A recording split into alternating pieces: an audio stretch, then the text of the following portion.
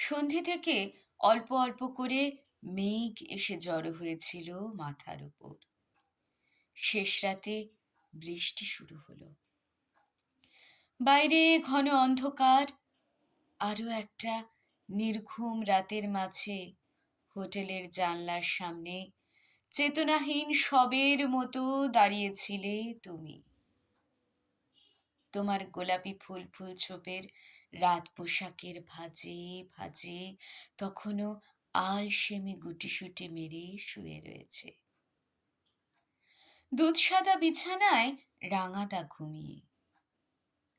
তুমি যে কখন উঠে গিয়ে শূন্য চোখে বাইরের দিকে তাকিয়ে আছো টেরও পাওনি। মাতালের মতো প্রবল হাওয়ায় ঘরের ভেতর কিসের যেন শব্দ হলো। চমকে পিছন ফিরে তাকালে একবার। রাঙাদা তখনও ঘুমিয়ে, এসব কিছুই টের পায় না। সামনের ঘন ঝাউবন পার হয়ে দূরে অন্ধকার সমুদ্র। ঢেউয়ের মৃদু শব্দ শোনা যায়, অথচ দেখা যায় না। তোমার দেখতে ইচ্ছে করছিল সেই মুহূর্তে। ইচ্ছে করছিল রাঙাদাকে ঘুম থেকে উঠিয়ে বলো, এই চলো না একবার সমুদ্রের ধারে গিয়ে বসি। শেষবার এসেছিলে বাবা মায়ের সাথে।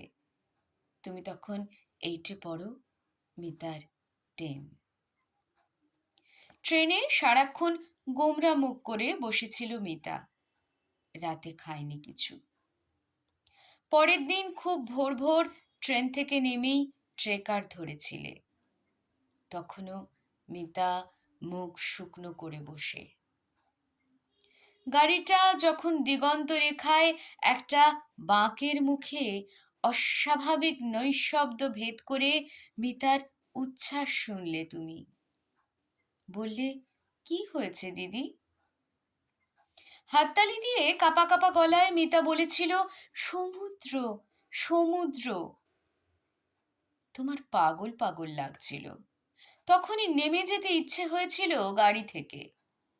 অথচ বাবার গম্ভীর মুখ দেখে চুপ করে গিয়েছিলে। অনেক খুঁজে একটা সস্তার হোটেল পাওয়া গিয়েছিল। সমুদ্র থেকে খানিকটা দূরে একটা গলির ভিতর। ঘরের জানলা বাইরের কমন করিডোর থেকেও সমুদ্র দেখা যায় না। তোমার মুখ ভার হলো। খাটের ওপর ব্যাগটা ছুঁড়ে ফেলে দিয়ে বললে, বিচ্ছিরি। তোমার বাবা এসে বলেছিল, লক্ষ্মী মেয়ে, রাগ করে না। সামনের বার বিচের ধারে হোটেল নেব। সামনের বার যে আর আসবে না, তুমি কি করে বুঝবে? সেবার পুজোর আগে খুব বৃষ্টি। সামনের রাস্তায় জল জমে গিয়েছে। ভদ্রেশ্বরের লুনাটিক অ্যাসাইলাম থেকে তোমার কাছে ফোন এলো। মিতা খুব ভায়োলেন্ট হয়ে পড়েছে। তুমি রান্না করছিলে। রাঙাদাই ফোন ধরেছিল। রান্নাঘরের দরজার সামনে দাঁড়িয়ে তুমি সব শুনছিলে। কথা শেষ করে তোমার দিকে তাকিয়ে অসহিষ্ণু গলায় রাঙাদা বলেছিল, পাগল নাকি? এই ওয়েদারে কে যাবে বলো তো? প্রতি মাসে ওদের এতগুলো করে টাকা দিই, ওরা দেখবে না? পাড়ার দুর্গাপুজোর রজত জয়ন্তী। রাঙাদা সেক্রেটারি। অনেক দায়িত্ব, সময় কোথায়? একটু পরেই চা খেয়ে বেরিয়ে যেতেই নাম্বার মিলিয়ে ফোন করে তুমি মিতাকে চেয়েছিলে। অ্যাসাইলামের ভদ্রমহিলা বিরক্ত হয়ে বলেছিলেন, ধরুন একটু। মিনিট পাঁচেক বাদে মিতা এলো। তুমি কিছু বলতে গিয়েছিলে। তার আগেই মিতা কেমন অসহায়ের মতো বলেছিল, কত জল জমেছে বাইরে, পুরো সমুদ্র, তুই আসবি কিভাবে? এমনভাবে কথাটা বলেছিল যেন তুমি ওকে দেখতে এখনই বেরিয়ে পড়েছ।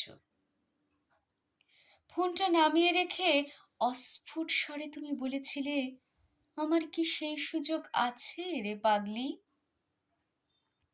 স্মৃতি বড়ই ঠান্ডা, হয়তোবা মৃত্যুর মতোই।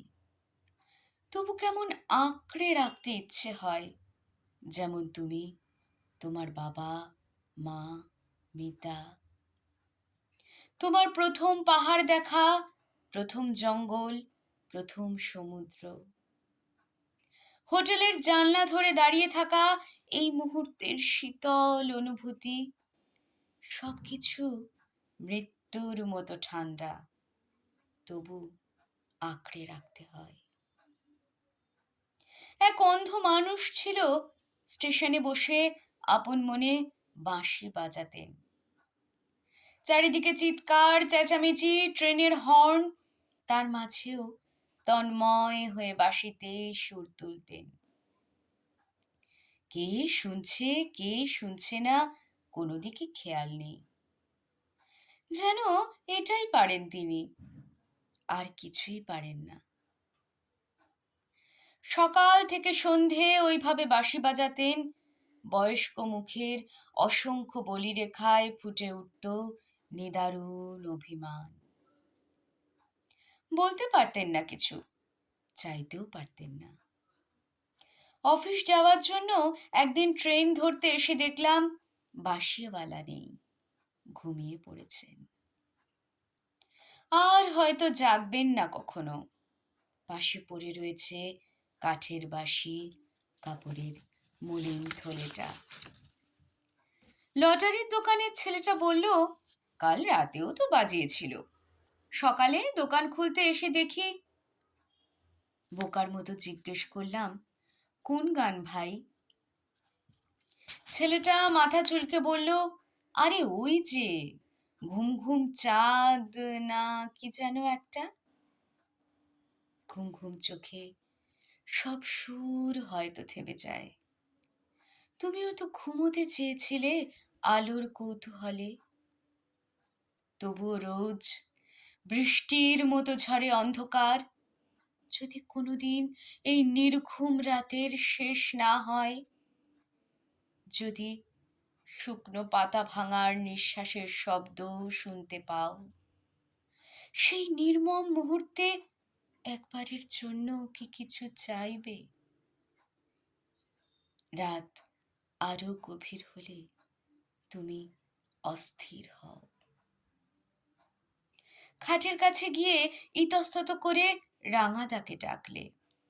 ঘুম থেকে উঠে রাঙাদা বলল, কি হয়েছে? খুব আদুরে গলায় তুমি বললে, একবার সমুদ্রে যাবে, খুব ইচ্ছে করছে।